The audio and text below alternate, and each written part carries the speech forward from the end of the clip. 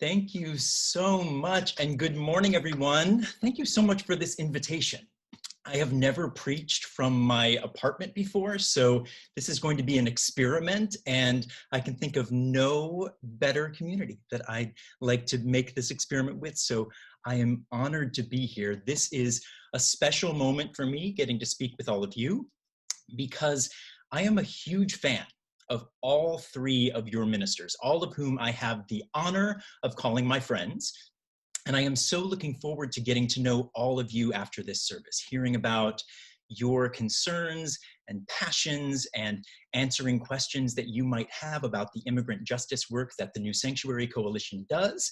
So I'm going to try to keep my excitement contained and myself composed, but my main spiritual gift is overwhelming enthusiasm, so we'll see how that goes. The New Sanctuary Coalition, or NSC, as you will hear me lovingly call it, is an immigrant-led, faith-based immigrant justice organization. And my job, as Reverend Will told you, is basically to meet with faith leaders and congregations and invite them to get involved with the direct service and community organizing that NSC does. And I'm going to put all of my cards on the table right now and basically tell you the main thesis of my sermon right here. I want to make a deal. I want West End to get more deeply involved with NSC and with immigrant justice. It's that simple. We have four main tenets at NSC. No human being is illegal. Thank you, Sam, for teaching our young folks that. No judgment, respect, and do no harm. And there are multiple ways for you to embody these tenets and multiple ways for you to be a part of the radical hospitality and accompaniment work that we do. And we need you. Reverend Sam has already done some wonderful work with us, and I hope this service today is just the start of a co-creative, justice-minded, spirit-fueled relationship.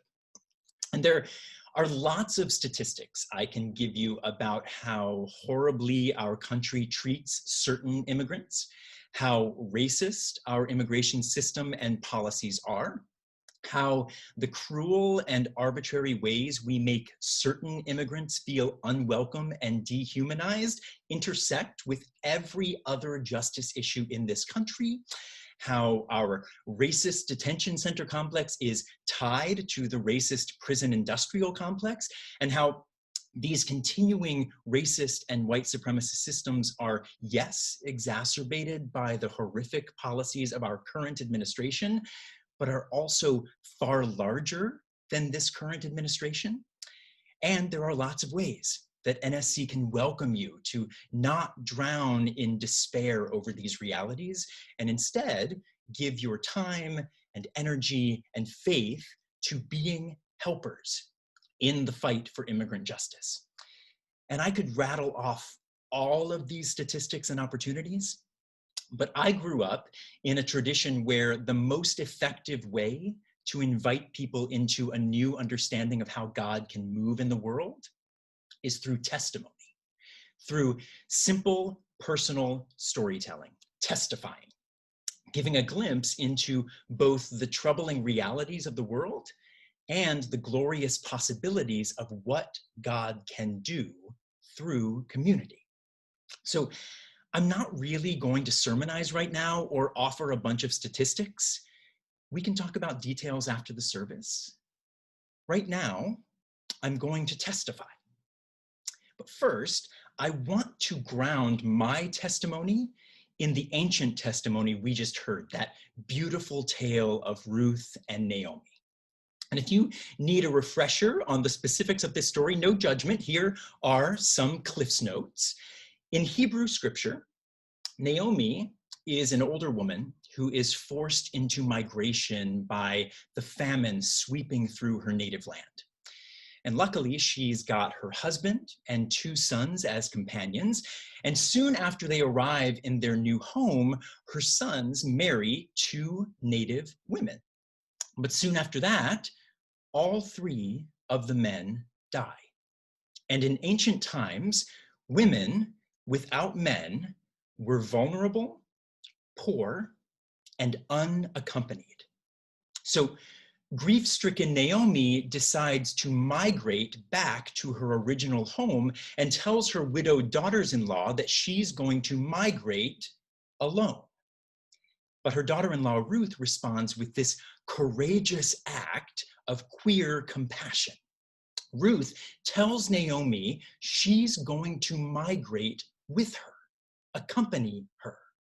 Ruth's going to go to a land where Ruth herself will be a foreigner, just so she can take care of this woman to whom she now feels forever bonded. And they make a deal, creating one of our most powerful scriptural examples of non-traditional family, based not in blood, but in mutual responsibility and care. Ruth and Naomi become sanctuaries for one another, redefining the possibilities of family and accompaniment. And in Hebrew, the name Ruth means friend. And friend is the term that we at NSC use to reference the immigrant clients who come to us for services. And our main programs provide help with legal paperwork, bond payments, physical sanctuary, and accompaniments to check-ins with Immigration and Customs Enforcement, ICE. And it's a simple model. In the face of alienation sown by ICE, we simply accompany, creating connection when ICE wants immigrants to feel abandoned and alone. But beyond these direct services, we at NSC also attempt to create relationship and solidarity that move far beyond the transactional to the spiritual. We try to embody what Ruth did for Naomi. We refuse to let grief and fear be the final answer for our friends. And like Ruth, we say, where you go, I will go. Where you die, I will die. We try to become sanctuaries for one another. Now, this accompaniment work has more disappointments than wholesale successes, more emergencies than outright achievements. We are a small organization fighting a huge system. So among the despondent discord, we at NSC search for what we call tiny bubbles of victory, reminders of the power of the Judeo-Christian tradition of hospitable, responsible accompaniment. And I want to showcase one of those victory bubbles today by telling you a story of the power of accompaniment, the story of our friend Cassandra. So when Cassandra first approached NSC, she had been abandoned by her high-priced lawyer, and she was seeking accompaniment to an upcoming ICE check-in. Required ICE check-ins for immigrants can range from as infrequently as a few times a year to as frequently as several times a month. But no matter how frequent, these check-ins are always frightening. Accompaniment eases the fear a bit, but can't completely erase it, because with or without accompaniment, an immigrant checking in with ICE, particularly a Black or brown immigrant, can disappear in a moment. And Cassandra had filed paperwork. She was complying with orders. She had ticked all the boxes she'd been told to tick. She'd been living and working in the United States since 2015, when she had arrived on a boat seeking asylum from her native Haiti. She had been contributing to this country's interdependent community as a home health aide, regularly paying taxes as any citizen does. But Cassandra's contribution to this country was continually haunted by her initial means of courageous arrival, that boat she had boarded in order to arrive at the shore of the United States to seek a better life and better work. And despite doing everything right, showing up for every check-in, filling out every bit of paperwork, Cassandra was now being told that she was in danger of deportation. So with that threat looming, our first accompaniment with Cassandra was harrowing, but it ended with a 1-month extension to allow her to file further paperwork. And I cannot stress enough how maddeningly arbitrary ICE's decisions to deport versus extend are. In all of the check-ins I've accompanied, and that's a lot, the reason for one decision being made over another is never quite clear, never quite explained, always a conveniently murky mess. But we left Cassandra's first check-in feeling like we had something like God on our side. I had done the talking, basically just asking questions until the ICE officer can't stand it anymore, and I call that tactic the theology of annoyance. And that day, the attending officer came right out and said that she was extending the case simply so she didn't have to hear my voice anymore. So when we come back a month later, with more documentation in hand, with more accompaniment volunteers accompanying, with this loudmouthed minister in clergy drag, we have a feeling that Cassandra might be okay, that presence plus paperwork might now be enough.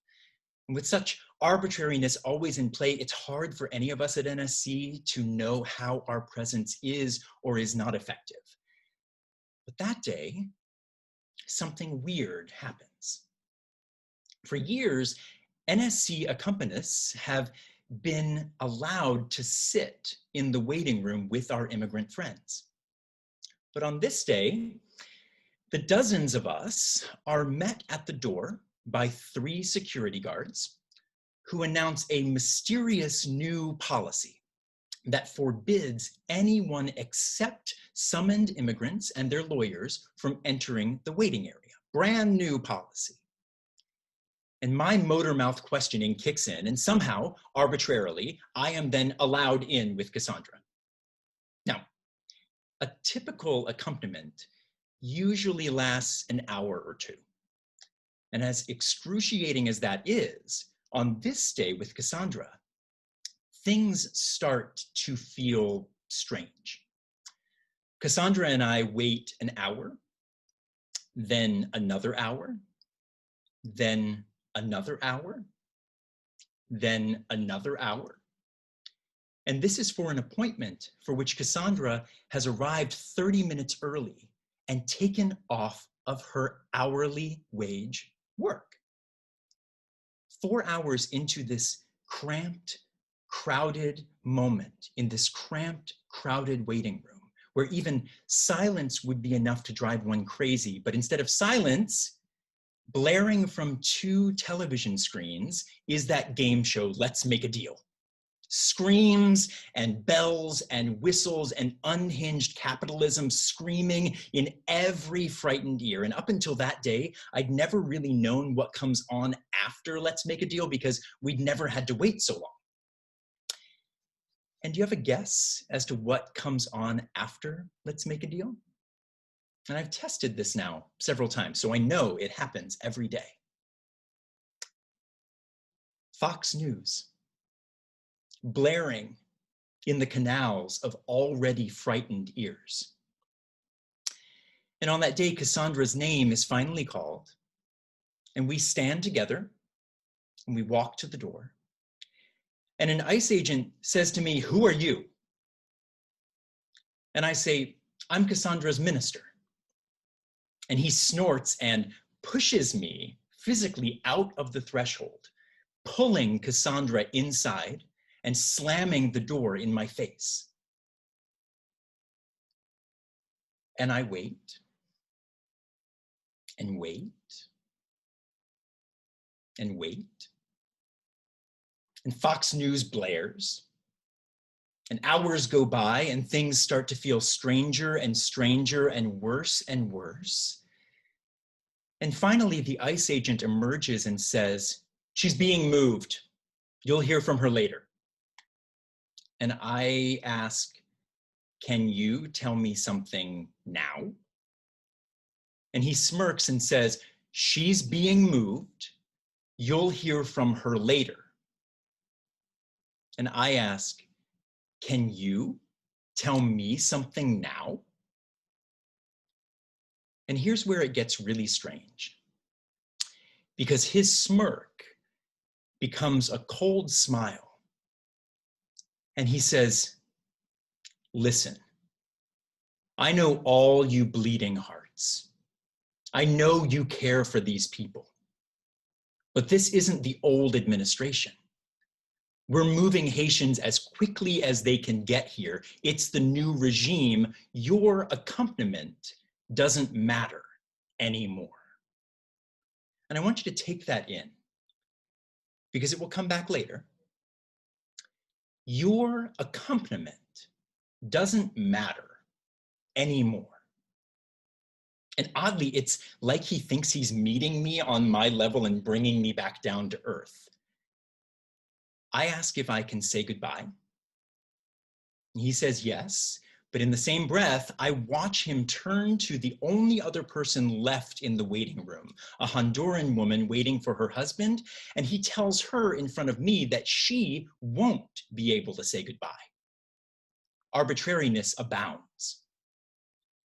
And minutes tick by, and finally a door opens. And I'm allowed into a tiny room where Cassandra is literally shivering in a corner. The scene is cinematic, chilling enough to seem scripted, and I am told that I can hug Cassandra, who is pleading silently with her eyes, and in the middle of our hug, a new officer who I have never seen before slithers into the room and announces, all right, you gotta end this. We gotta move the body.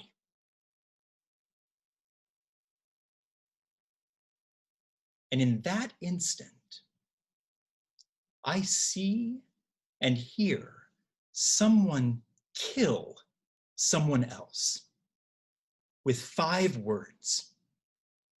To them, Cassandra is no longer a person, if she ever was. They've made her dead weight. There's nothing more for me to do. Cassandra is now a body that's gotta be moved. Our accompaniment doesn't matter anymore. But here's where the story gets good. Thanks to the amazing NSC volunteer network, calls and letters pour in. When the system is as arbitrary as it is, it's easy for NSC to simply go for broke, trying anything and everything, leaving messages, getting signatures, even making friendly with as many ICE officers as we can. And while we wait for word, we work, we network, we create community to undergird the work, and we pray. And somehow, even though the ruling was for Cassandra's immediate deportation, Cassandra sits in the Bergen County Jail for 4 months. Then, at the start of the 5th month, Cassandra is granted a hearing. And NSC does what we do best. We gather up 25 accompaniments, and all of us go to the courtroom. And Cassandra is there looking diminished in gray prison scrubs. And the hearing goes by astonishingly quickly. A bond price is set to spring Cassandra from her 4-month detention. A new court date is set, granting Cassandra time to gather evidence for her continuing asylum claim. And we're all ecstatic but weary, and Cassandra just looks tired. And then something mystical happens. And it's going to sound like I'm making this up, but we are people of faith. And dozens of other people heard this. As the judge is recording the outcome into her tiny microphone, she says something that I had never heard in all the check-ins and court appearances that I've accompanied. At the end of her statement, the judge looks out at all of us gathered, and she smiles and says, almost lovingly, into the microphone, "Let it be known that there are 25 members of Cassandra's church here with her, which shows that she is connected to and contributes to a large, loving community. I have it emblazoned on my brain. Let it be known that there are 25 members of Cassandra's church here with her, which shows that she is connected to and contributes to a large, loving community, officially, in the recorded ruling. And the next day, I take a check to 26 Federal Plaza. I wait 3 hours as they send word to New Jersey, and Cassandra is sprung from her cell. She gets to change into something other than gray, and she loves colors. And she gets to prepare for the next step of her journey.